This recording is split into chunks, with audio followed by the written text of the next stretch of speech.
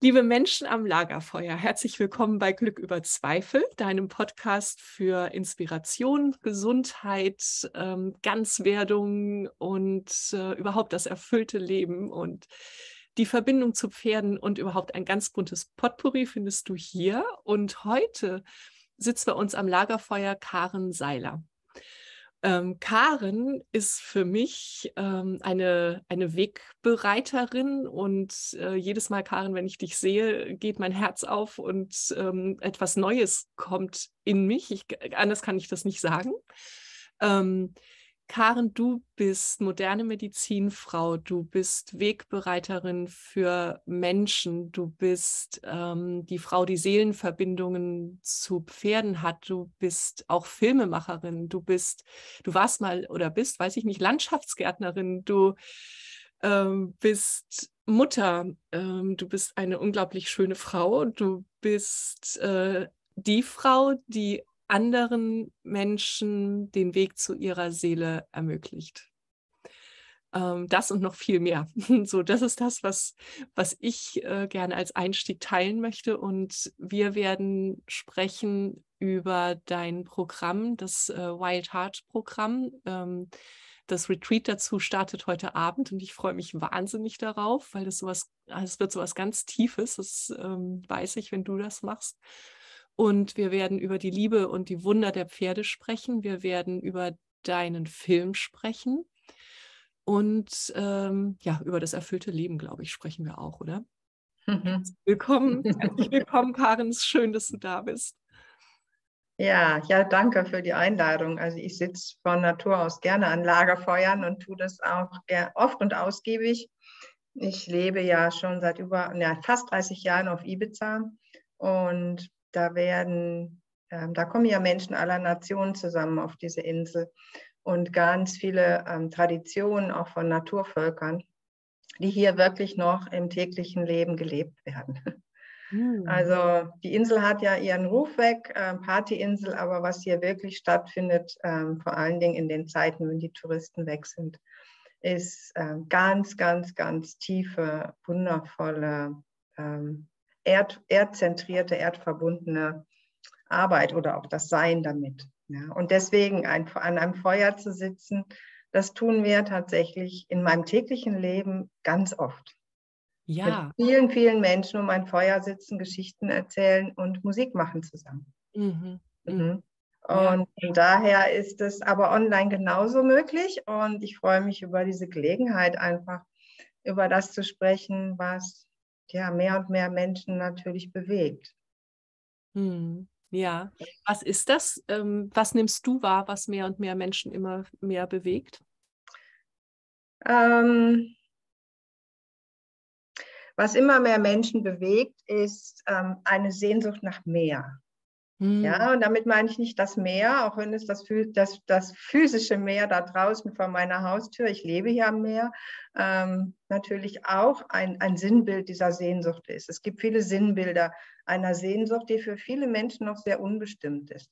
Aber die äußert sich darin, dass man nicht mehr alleine sein möchte, dass man Gemeinschaften sucht, ja, Verbindung sucht, dass man so nicht mehr leben will, so eingesperrt, so programmiert, so in die Norm gepresst. Ja, das sind alles Zeichen von etwas, das sich ja schon über viele Jahrzehnte angebahnt hat und was also ich habe ja ein intensives, auch ein schamanisches Training hinter mir. Ja, also vor über 30 Jahren habe ich das begonnen und habe mit ganz vielen Weisheitsträgern der Erde aus allen möglichen Nationen gearbeitet und gelernt. Und diese Zeit, in der wir leben, ist ja nicht vom Himmel gefallen. Die ist, sag ich mal, die steht geschrieben. Es war einfach klar, dass wir uns wieder als Planet Erde mit seinen gesamten Lebewesen, ja, wir sind ja ein Teil dieses Planeten, ja, dass wir wieder eine große Wandlung durchmachen werden. Das ist ja nicht das erste Mal. Ne? Also viele Menschen sagen, oh mein Gott, und jetzt ändert sich alles. Also wenn eins gewiss ist, dann ist es die Veränderung. Ja? Ja. diesmal ist es nicht eine Veränderung im Kleinen, weil unser Planet ja Zyklen durchläuft. Das ganze Universum im Übrigen, ja. Also es sind alles immer Zyklen, die im Grunde ein Evolutionsschritt sind. Und wir sind jetzt wieder in einer Phase, die wundervoll initiiert wurde durch diese Corona-Zeit.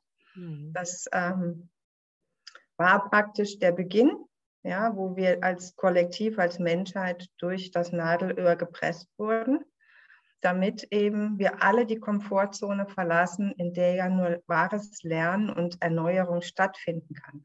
So, und das alles hat dazu geführt, dass in den letzten 2 Jahren, schon bald 3 Jahre, ja, die Menschen sich auf die Suche gemacht haben. Auf die Suche nach der Wahrheit, auf die Suche nach dem, was für sie ist. Ja, wer bin ich? Wie möchte ich leben? Wie möchte ich lieben? Das sind Kernfragen geworden, die wahre Völkerwanderung ausgelöst haben. Ich habe noch nie so viele Menschen ihren Wohnort verlassen sehen, ihre alten Berufe verlassen sehen, wie heute. Ja, ja. Ja, ja, ja, ja.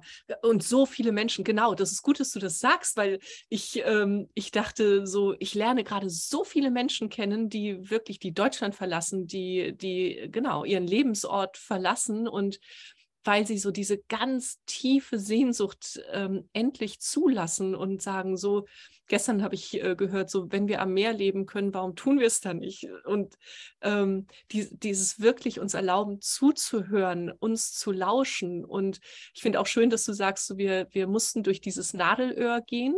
Denn wenn wir durch ein Nadelöhr durchgehen, dann bleibt ja nichts mehr übrig von dem, was so an uns klebt, von dem, was gar nicht zu uns gehört. So, und dann stehen wir da oder womöglich liegen wir auch am Boden. Und wenn wir uns dann wieder aufrichten, dann kommt das, was uns wirklich, wirklich ausmacht. Mhm.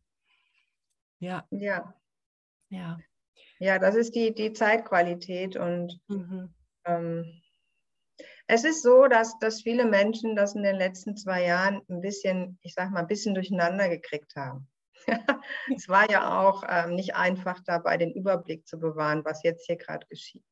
Und ob man jetzt schon lange den spirituellen Weg gegangen ist und, sage ich mal, schon eine Ahnung hatte, dass es ja so nicht weitergehen kann. Also die Welt, in der wir, sage ich mal, vorher gelebt haben, weil es gibt schon sowas wie vor und nach Christi Geburt. Ja? Also es gibt jetzt so, die Menschen rechnen ja so, vor Corona, nach Corona. Also es ist tatsächlich schon ins Wording eingegangen der Menschen. Ja. Und ja, also sagen wir mal, die schon lange auf dem spirituellen Weg sind, zu denen zähle ich mich auch. Wir haben gewusst, dass es kommt. Wir haben nur nicht gewusst, wie. Ja? Wir wurden darauf vorbereitet, dann komplett zentriert zu sein und den Menschen die Hand zu reichen und durch dieses Feuer zu gehen. Ja?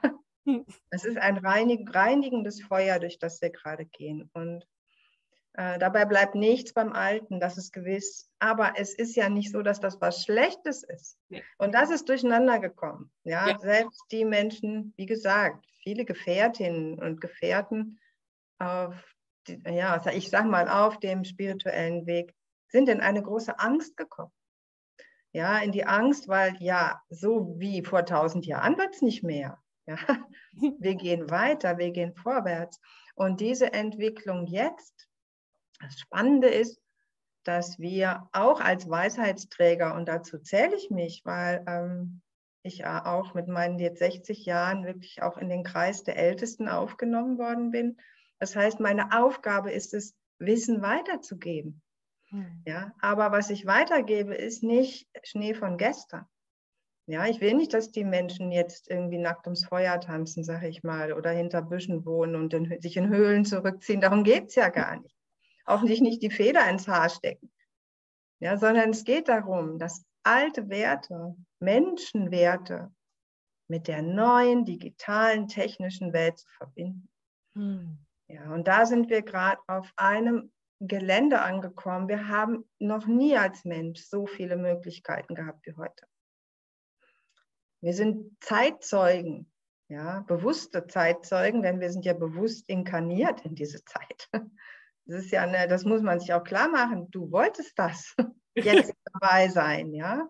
Und so, und wir sind Zeitzeugen eines gigantischen Wandels. Auch Internet heißt ja nichts anderes als Vernetzung. Ja, und wir haben erlebt, Web 1.0, als Google erfunden wurde. Ja, da hat jeder gedacht, ja, ist ja Schwachsinn, sowas braucht kein Mensch. Ja, dann gab es Web 2.0, mit dem haben wir jetzt alle gearbeitet. Da konnte man nicht nur lesen, sondern auch teilen. Ja, die ganzen Social Media sind in Web.2 entstanden. Jetzt sind wir bei Web.3 angekommen. Ja, jetzt geht es um eine ganz neue digitale Welt, in der wir, und jetzt kommt's, als Menschen in einer Gemeinschaft arbeiten können. Ja, das ist eine Synergiewirtschaft, die jetzt auf uns zukommt. Und da stehe ich und sage, ja, ich möchte, dass du zukunftsfähig wirst als Mensch. Und zukunftsfähig sind wir, wenn wir mit allen Sinnen uns unserer höheren Aufgabe bewusst sind. Oh, ist das schön, mit allen Sinnen uns unserer höheren Aufgabe bewusst sind. Das ist schön. Weil dieses Netz, diese digitale, technische, rasende Entwicklung, die wir gar nicht aufhalten können, ja, die ermächtigt uns, ein Teil der gesamten Entstehung der neuen Welt zu sein. Jeden Einzelnen. Ja, und ich bin schon dabei, also ich habe ja 4 Söhne. Das heißt, ich beschäftige mich nicht nur mit Alten oder Gleichaltrigen, sondern ganz viel mit ganz jungen Menschen. Wie alt sind deine Söhne? Der Jüngste ist 24, der Älteste 38. Ja, und das ist auch ganz, ganz entscheidend wichtig, dass wir uns so vernetzen über die Altersgruppe, in der wir selber sind, hinaus. Ja? Oh ja. Und ja, da gäbe es sehr viel drüber zu sagen, aber ich denke, das Fazit ist, dass wir in einem Wandel sind. Ich meine, jeder merkt, da gibt es keinen Weg dran vorbei. Die Frage ist nur, wie man den sieht. Ja, und da gebe ich wirklich alles, den Menschen zu sagen, wow, da ist so viel Licht, so viel Hoffnung, aber es ist immer das Gleiche, wie mit einem Reiter, der Zügel in der Hand hält oder ein Gebiss im Pferdemaul hat. Ich sage mal, das Gebiss oder die Zügel sind so gut wie die Hand, die es führt.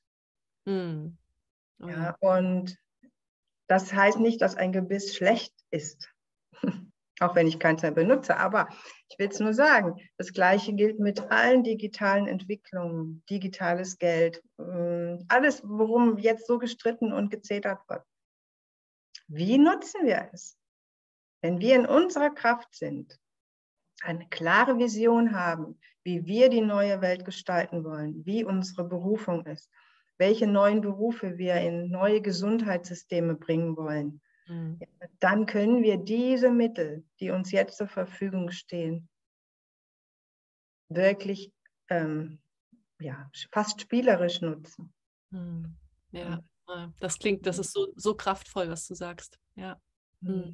Was ich auch ganz schön fand, du hast vor einiger Zeit geschrieben, du hast ja lange Zeit für Frauen gearbeitet und jetzt sind Männer Teil des Zirkels und du hattest auch da war so ein unglaublich schönes Foto, so berührend aus einem Zirkel, ne, den ihr hattet, wo ein Mann und eine Frau, das sah aus wie, also absolute Hingabe zu sehen waren und dachte ich, ja, darum geht es eben auch, raus aus diesem Kampf, den viele von uns Frauen auch führen, ne? So gegen unsere Männer oder gegen die Männer oder gegen das, was wir als Männliches zu kennen glauben und auch hier die Möglichkeit zu geben, den Raum aufzumachen und weich zu werden auf beiden Seiten. Und wie ist denn deine Erfahrung jetzt, wo Männer im Kreis dabei sind?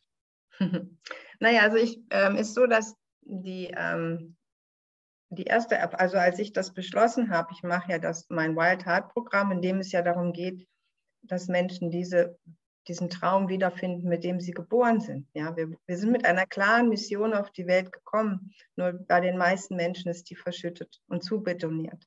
Ja, das wieder freizulegen, alle Ängste, Blockaden, Hindernisse aufzulösen, dass man diese Vision jetzt kraftvoll dafür einsetzen kann, zum höchsten Wohle dieser Welt. Ja?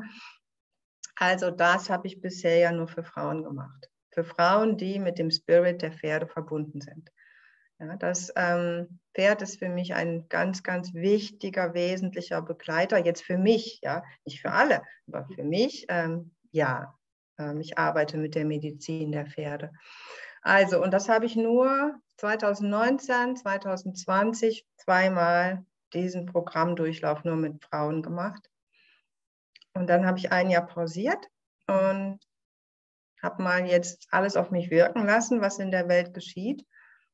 Und habe jetzt das dritte beginnt ja jetzt am 17. Oktober. Und da habe ich gedacht, jetzt sind Männer dabei. Das war ein ganz, ganz klarer Call. Ja, also das war ganz klar, warum? Natürlich. Es liegt so auf der Hand, dass wir das nur zusammen schaffen können. Ja. Ja. Weil ich sage mal, alle Kriege, die wir in unseren Beziehungen führen, wie im Kleinen, so im Großen. Das sehen wir in der Welt. Ja, das passiert dann zwischen Nationen.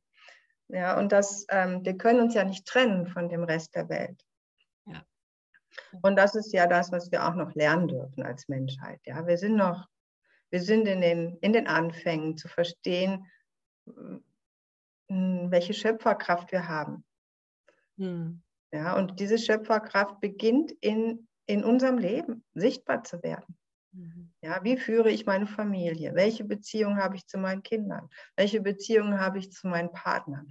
Und da herrscht noch so viel, also da herrscht wirklich Unsicherheit. Ich will gar nicht sagen Krieg. Ja, Krieg kann geführt werden, aber der Krieg ist eine Folge von Unsicherheit. Ja, von Unsicherheit und der Angst, etwas zu verlieren oder von der Angst, sich selbst zu verlieren sehr oft. Ja, nicht etwas, sich selbst. Ja. So, und das hat uns auch niemand vorgelebt. Es gibt noch kein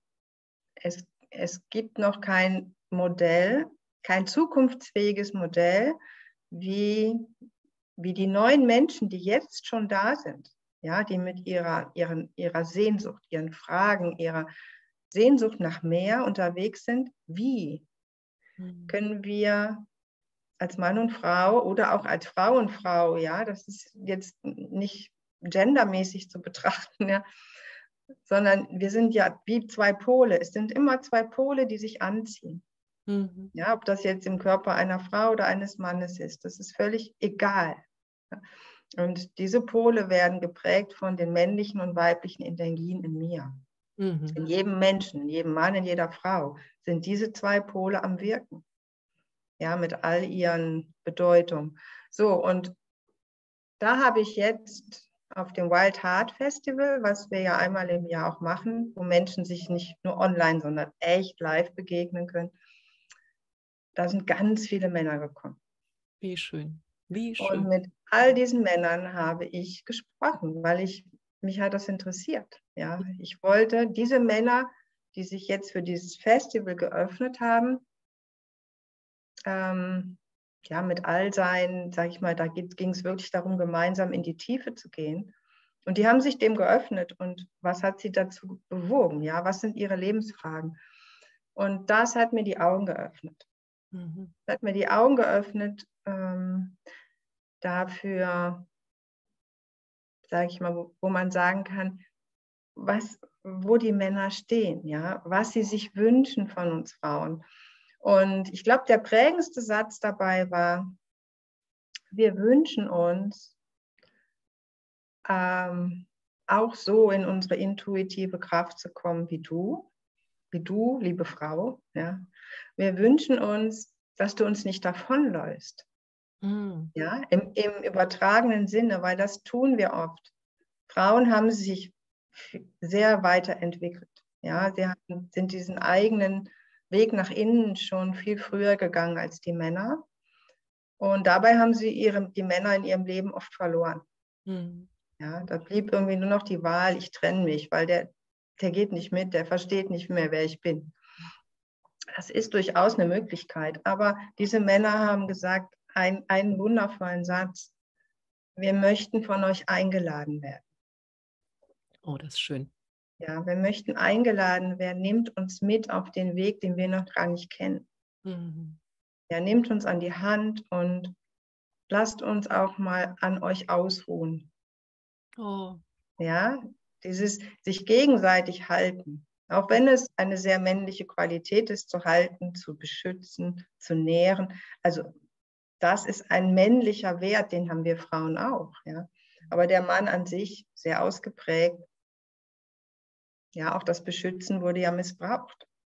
Ja. Ja, die Männer wurden in Kriegen verheizt. Mhm. Ja, das lebt in ihrer Zellerinnerung, so wie in unserer die Hexenverbrennung. Ja.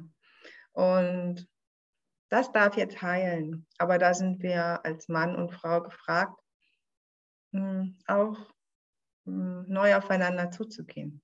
Mhm. Mhm. Und ganz viel Freiraum zu geben, weil ohne den geht es nicht mehr. Ja. Und das war sehr schön, wie die Männer das beschrieben haben. Also sie haben mir auch Bilder gegeben, dass sie zwar zusammen sind als Paar, ja, aber es ist, als wenn sie gemeinsam wie zwei verschiedene Planeten um die Sonne kreisen und jeder hat eine andere Umlaufbahn. Ja, das heißt, manchmal der eine ist langsamer, der andere schneller, ist man an den zwei Enden und man sieht sich gar nicht mehr. Oh ja. Ja? Mhm. Man sieht sich nicht mehr, weil man denkt, man hat sich verloren. Mhm. Aber wenn man dann vertraut, dem Leben vertraut, ja, dann kommt der Moment, wo man auf der Umlaufbahn wieder zusammenkommt. Und in diesem Bewusstsein gemeinsam um etwas zu kreisen, und zwar im besten Falle um ein höheres gemeinsames Ziel. Ja, das heißt, das wird in der Zukunft niemand mehr interessieren, was du für eine Uhr hast oder welches Prestige so ein Objekt sonst noch in deinem Leben ist. Es interessiert in wenigen Jahren absolut niemanden mehr. Da müssen wir uns darauf vorbereiten. Was interessieren wird, bist nur noch ausschließlich du und die Energie, die du kreierst. Ja, und wenn wir uns das klar machen, dann ist uns klar, was uns bevorsteht. Wir müssen nämlich bei uns selbst anfangen. Ja, im Außen wird uns niemand mehr schöner machen, als wir sind. Niemand und nichts. Oh, ist das kraftvoll. Wow. Ja. Ja. Und die Pferde, Karin. Die Pferde. Ja, Ja, die Pferde.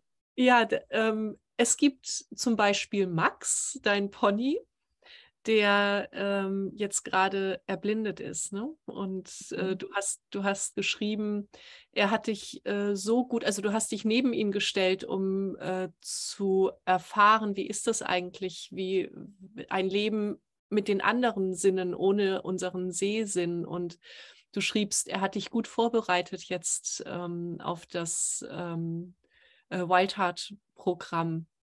Kannst du das näher sagen und überhaupt erzähl mal alles über deine Pferde und über die Seelenverbindung? Ja, also ich habe, ich sag mal, 9 Pferde unter meinen Flügeln. Mhm. Und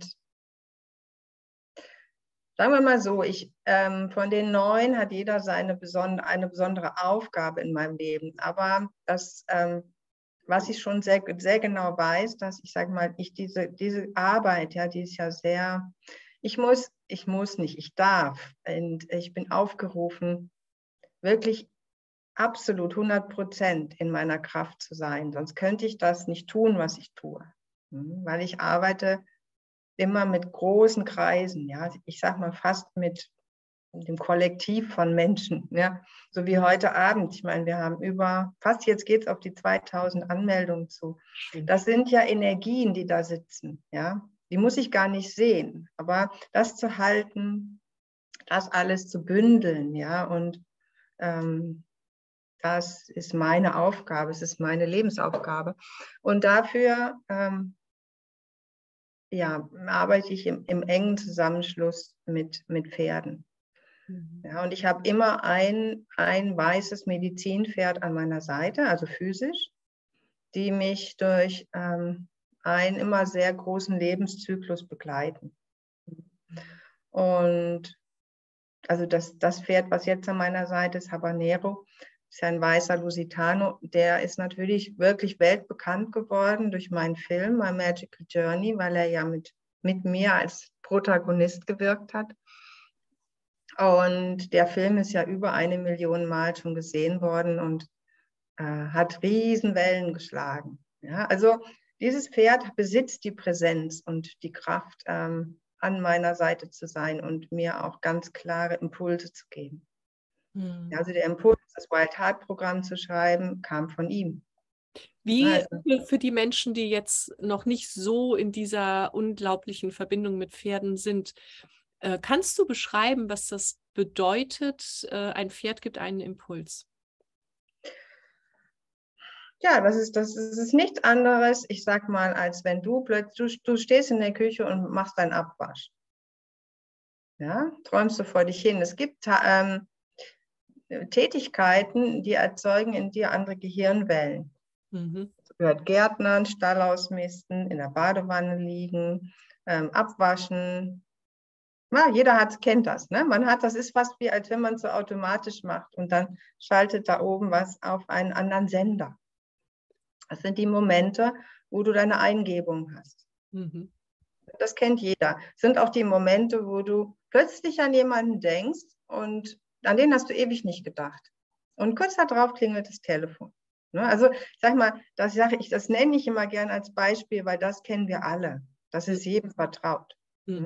Ja. Ja, das sind die Momente, wo dir als Mensch bewusst werden könnte, wenn du Glück hast, bewusst wird, aber du merkst es, hey, ich bin ja tatsächlich zu mehr fähig als, ja. Ich kann Signale empfangen, bevor es physisch in mein Leben tritt. Und das Gleiche ist auch mit der Kommunikation mit jedem Lebewesen. Ja. Ob es eine Ameise ist oder ein Pferd oder ein anderer Mensch. Ja. Wir haben diese Fähigkeit, telepathisch zu kommunizieren. Das ist in uns angelegt. Diese Gehirn, das ist das limbische System, sag ich mal, das kann das. Das kann man trainieren. Ja, und das ist Teil meiner Ausbildung gewesen, das zu trainieren. Ja, nicht auf das gesprochene Wort angewiesen zu sein. So, und wenn ich sowas tue, plötzlich irgendwo, ich zum Beispiel in der Badewanne liege, ja, das ist mein Lieblingsort, und dann taucht vor meinem geistigen Auge mein Pferd auf. Und ich kriege ein ganz klares Bild von etwas, was ich zu tun habe oder was ich tun darf. Ja? Das kommt wirklich wie so ein Blitz rein und ich sehe, was der nächste Schritt ist oder was ich jetzt auch ganz anders machen kann, als ich es geplant habe. Und da ich ja das in Verbindung mit seinem Bild gesehen habe, weiß ich es einfach, es kommt von ihm.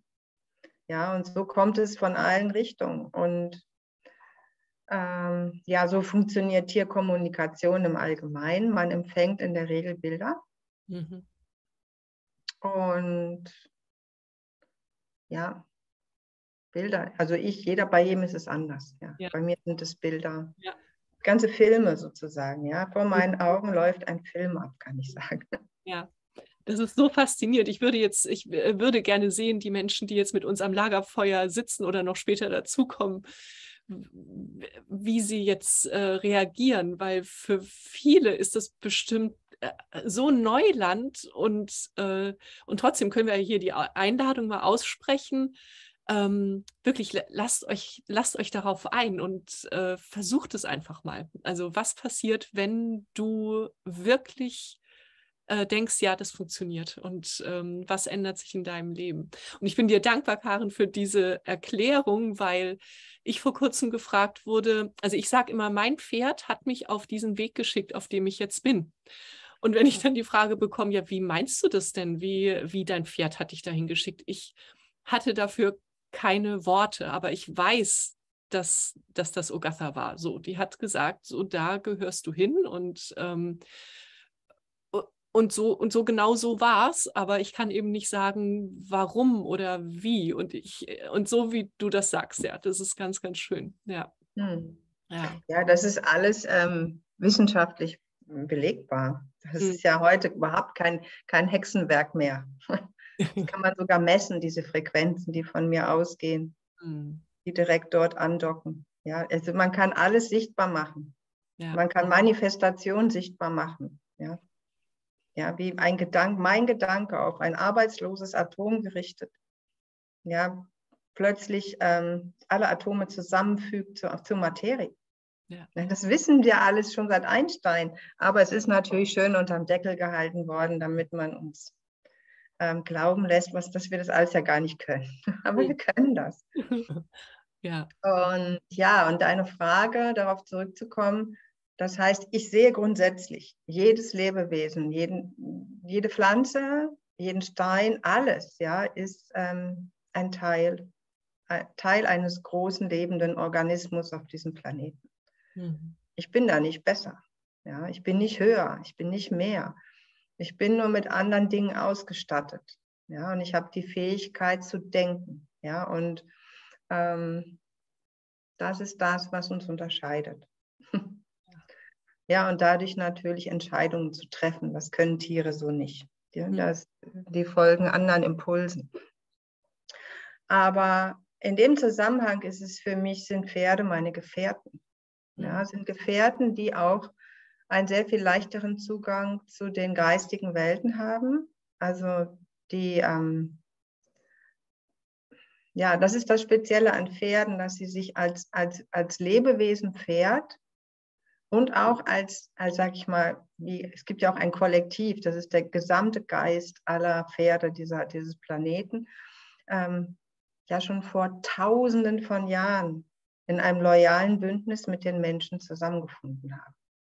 Ja, die haben den Menschen sozusagen versprochen, dass sie ihn durch die Evolutionsgeschichte begleiten. Das haben sie auch getan und dabei ihre Leben echt gelassen. Ne? Ja. Und jetzt sind wir an einem Punkt angekommen, an dem sie das wieder tun, aber mehr im transzendentalen Sinne. Das heißt, jetzt sind sie dafür da, uns zu lehren, zu uns zurückzufinden, ja, uns aus diesen falschen Programmierungen, die über Jahrhunderte auf die Menschen ja, niedergegangen sind, sozusagen, uns daraus zu befreien. Mhm. Ja, und dieser Begriff Freiheit ist ja für viele Menschen ganz groß. Also man hört es von allen, ich möchte frei werden von, ich möchte mich befreien. Ja, so ist das. Und ja, und die Pferde haben dabei eine ganz, ganz enorme Kraft, uns dabei zu helfen.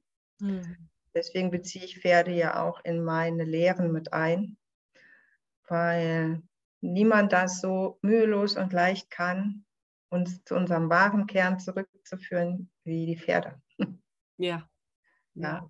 Und so natürlich ist sowas wie jetzt die Erblindung meines Ponys.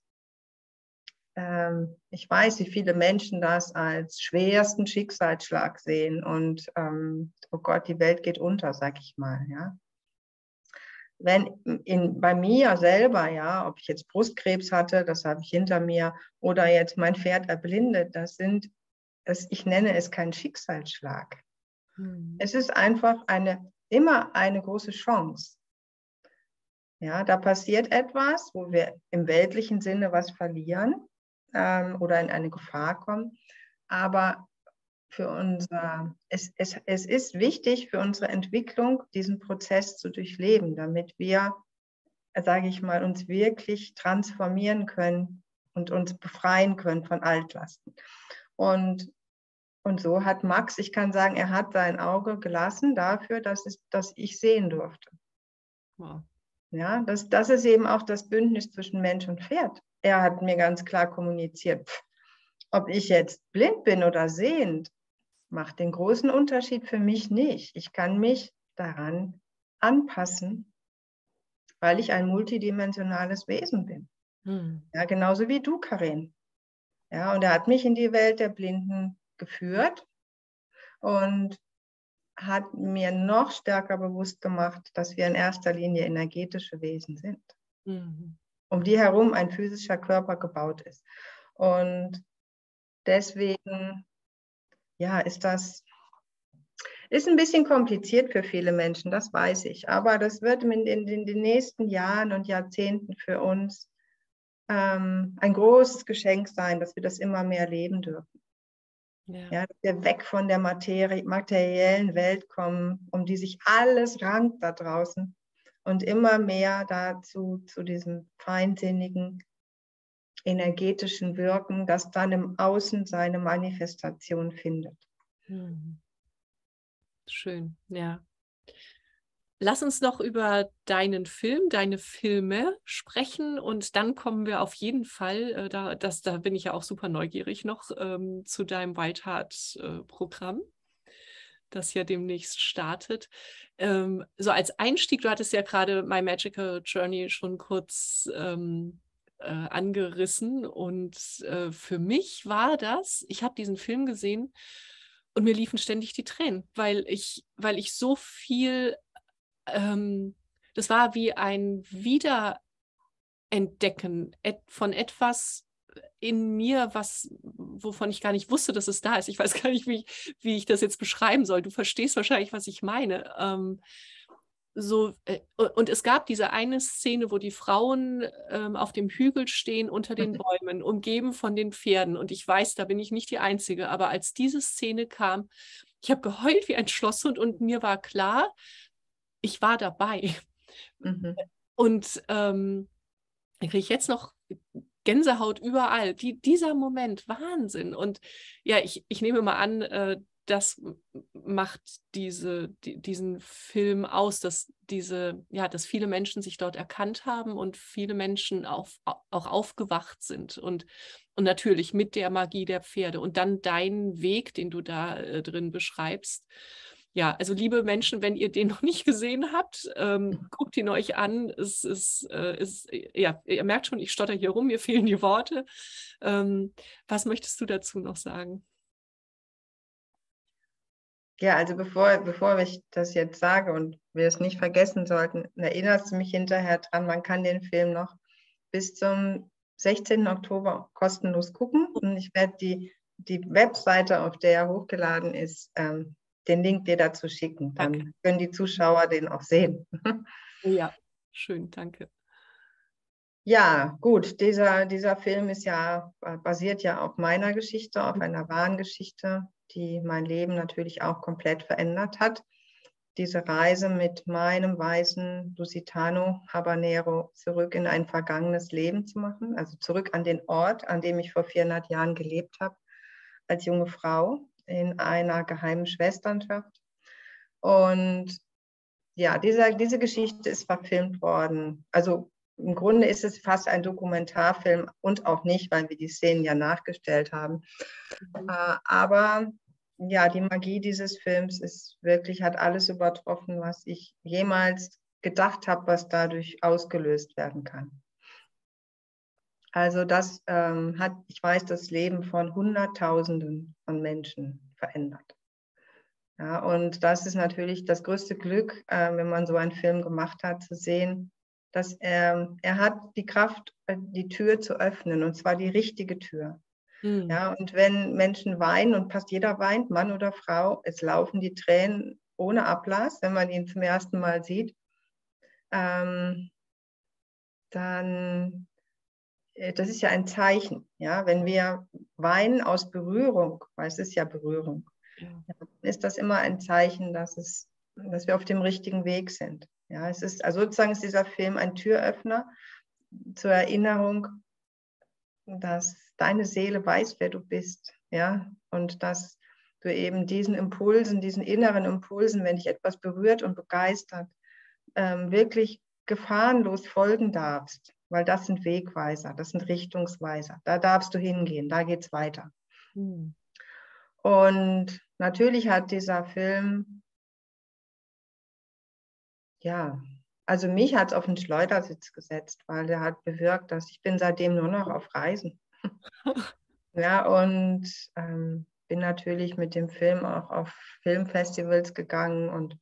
Aber letztendlich habe ich ziemlich schnell gemerkt, dass dahinter eine sehr große Geschichte steckt, die ja genau mit der Szene, die du beschreibst, wo 9 Frauen den Hügel hochkommen und sich im Kreis aufstellen. Das ist eine Szene, also spätestens da bricht jeder zusammen, ja, weil es Zellerinnerung ist. Es weckt eine Erinnerung. Und wenn die Menschen sagen, ich weiß, Karin, ich war dabei, dann ja, weil wir alle ja auch in dieser Zeit gelebt haben. Die meisten, die jetzt leben, waren im Mittelalter inkarniert. Ja. Und wir haben dies und Ähnliches erlebt. Ja, und deswegen. Und gut, dahinter steht eine sehr viel größere Geschichte. Das sind 9 Frauen, die den Hügel hochkommen. In dem Film habe ich ja nur mich und meine erste Gefährtin, die ich wiedergefunden habe, Annette Blandinière, sozusagen erwähnt und gefilmt. Aber die große Frage war immer, wo sind die anderen 7? Mhm. Das hat mir natürlich keine Ruhe gelassen. Und weil ich wusste, wenn ich eine wiederfinden kann, dann sind die anderen auch da. Und da mir und meiner magischen Reise so viele Menschen ja gefolgt sind auf Social Media, bekam ich natürlich auch, ich kann die nicht mehr zählen, wie viele E-Mails und Nachrichten, wo Menschen gesagt haben, ich glaube, ich war dabei. Ja. Und dann habe ich gesagt, okay, dann beweise es mir. Und das war ein interessanter Prozess. Ich habe den Frauen dann einen riesen Fragenkatalog geschickt. Mhm.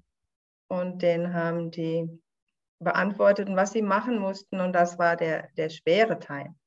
Sie mussten ihre ganz eigene Geschichte downloaden. Wer war ich vor 400 Jahren? Und wieso denke ich, dass ich mit dir zusammengekommen bin? Ja, und so habe ich sie wiedergefunden. Unglaublich. Weil es gematcht hat. Es hat einfach, sie wussten ja nicht, kannten jetzt meine Geschichte, aber wenn so viele Frauen gleichzeitig downloaden, sag ich mal, ich erkläre jetzt nicht, wie das geht, es geht, man kann das, dann, und auf jeden Fall kommt eine gute Story dabei raus. Ne? Nehmen wir es einfach nur mal als gute Story. Dann muss die trotzdem irgendwo einhaken, die muss zusammenpassen. Und dann müssen 9 Geschichten zusammenpassen. So, 2 habe ich nicht wiedergefunden, aber die anderen ja. Und diese Geschichten sind so unglaublich. Die übertreffen die Geschichten vom Herr der Ringe und Game of Thrones bei weitem. Oder sind denen ebenbürtig, sagen wir es mal. Und da habe ich gedacht, okay, Karin, jetzt machst du was du noch nie gemacht hast. Und das kann ja nur gut werden. Du schreibst eine große Serie.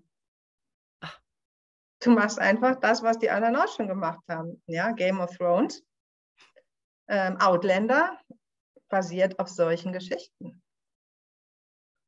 Und das tue ich jetzt seit über 2 Jahren. Ein Seriendrehbuch schreiben. Ja, und es ist spannend. Ja. Ich kann mir gar nicht vorstellen, was in dir passiert ist, als du dann die Geschichten gelesen hast und bei manchen dann wusstest, ja, die ist es. Also was ist da in dir passiert? Das ist ein ganz, ganz, ganz tiefes Glück. Ja. Also das hat uns alle unglaublich berührt. Also wir haben uns tatsächlich noch nie alle live getroffen, weil es ist ja in der Corona-Zeit passiert und diese leben auf verschiedenen Kontinenten. Mhm.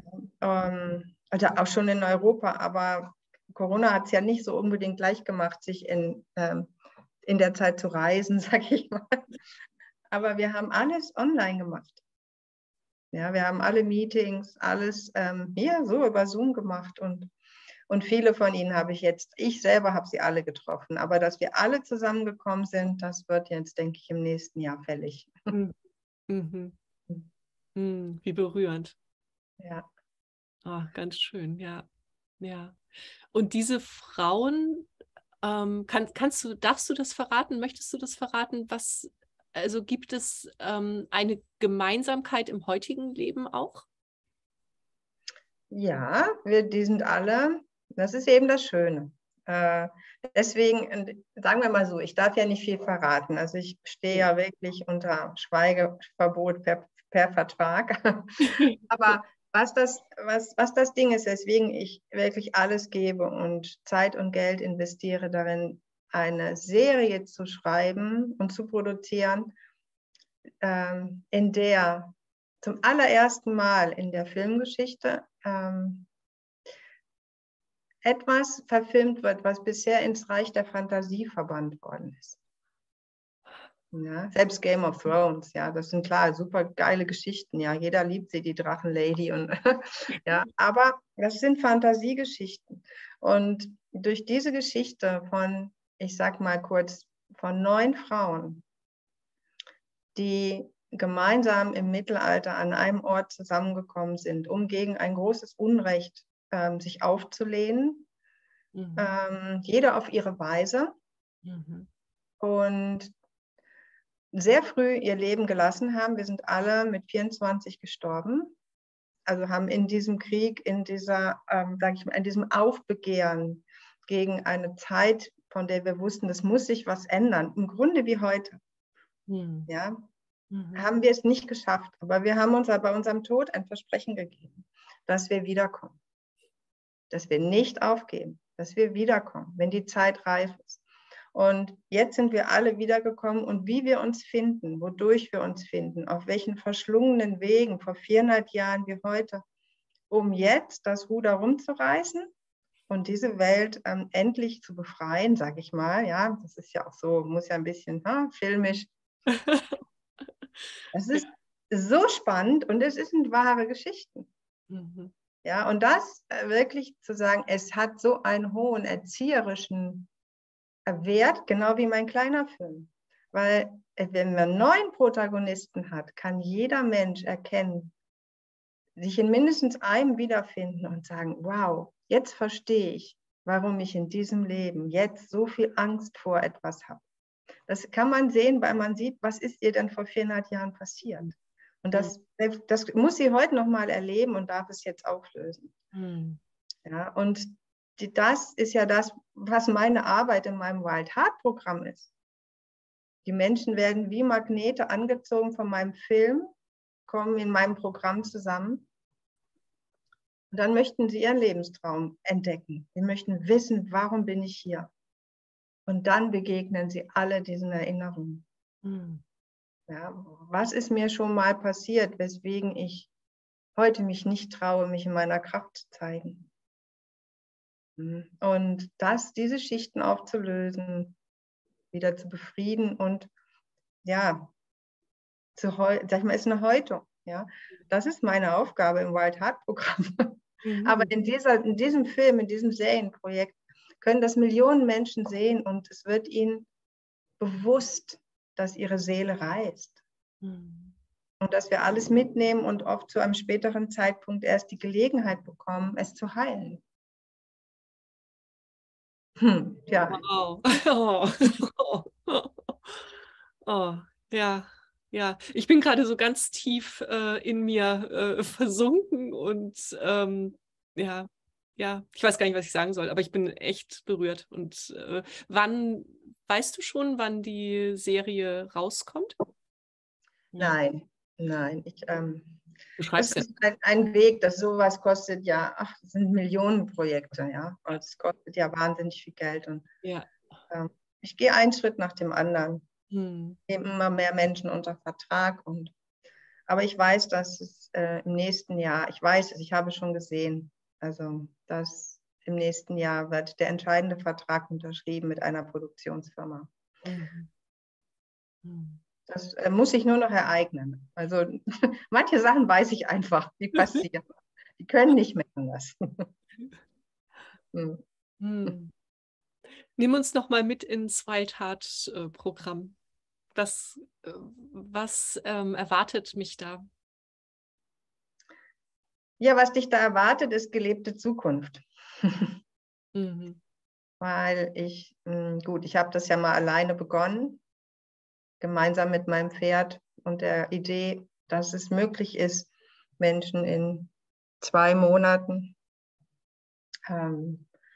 durch all diese Aufgaben, die ich ihnen gebe, durch all die Module, durch die sie gehen, genau zu dem zurückzuführen, dass sie wissen, wer sie sind. Dass sie wirklich in ihrer vollen Kraft und Präsenz wieder dastehen.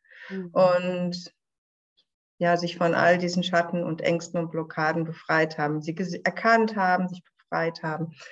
Das habe ich mal allein gemacht. Im ersten Jahr waren es 250 Frauen. Das war wirklich, da standen mir die Haare im Wind. Ja, aber im Wild Heart Programm, sage ich mal, kommt man jetzt 2022 in eine große Gemeinschaft von, ja, im Grunde sind wir im Moment nur Frauen, die als Heilerinnen und Mentorinnen da sind. Und ja, wir begleiten im Grunde vom 17. Oktober bis 9. Dezember diese Männer und Frauen, die genau das wollen, die ihren Lebenstraum wiederfinden wollen. Und das machen wir natürlich online, klar, aber es funktioniert unglaublich gut. Und ja, ich würde mal sagen, es nennt sich im weltlichen Sinne ein Online-Programm, aber im Grunde ist es ein Frequenzraum. Weil sobald man den betritt und, sag ich mal, dann wir gemeinsam auf diese Reise gehen, ja, wo man ganz viel lernt, natürlich ständig mit mir und meinen Talks zu tun hat, ja, die tun ja auch ihr Werk, dann entsteht eine Energie bei jedem Menschen, der teilnimmt. Ja, das ist alles das fällt alles ab von dem. Also man kann dabei zugucken, wie die sich entblättern, entfalten und wachsen. Und auch wirklich richtig in die Tiefe gehen. Also deswegen bin ich sehr dankbar, so viele Heilerinnen und Therapeutinnen dabei zu haben. Weil wenn man wissen will, wer man ist, muss man bereit sein, seinen Schatten zu begegnen. Und bereit sein, sich wirklich davon zu heilen.